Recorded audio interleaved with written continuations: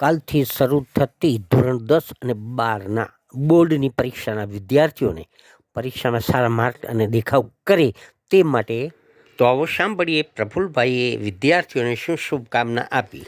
નવા નવા ન્યૂઝ જોવા માટે ચેનલને સબસ્ક્રાઈબ કરો, લાઈક કરો, શેર કરો.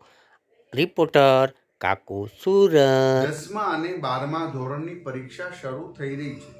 તમામ દીકરા દીકરીઓને હું હૃદયપૂર્વકની શુભકામના પાઠવું છું. તમારામાં ખૂબ ઉર્જા છે, તમે તાકાતવાન છો, તમારી આંખોમાં તેજસ્વીતા છે.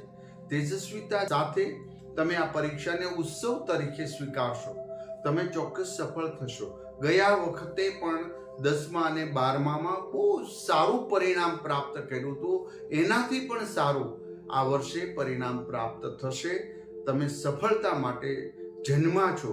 કદાચ આમ તેમ થાય તો પણ તમે હિંમત ના હારતા અને આ પરીક્ષાને ઉત્સવ તરીકે સ્વીકારી તમારા મમ્મી પપ્પાના સ્વપ્ન સાકાર કરો અને દેશ સમાજ માટે આવનારા સમયમાં તમે કંઈક બની અને તમારી સેવા પ્રદાન કરશો, એ મને વિશ્વાસ છે. અસ્તુ.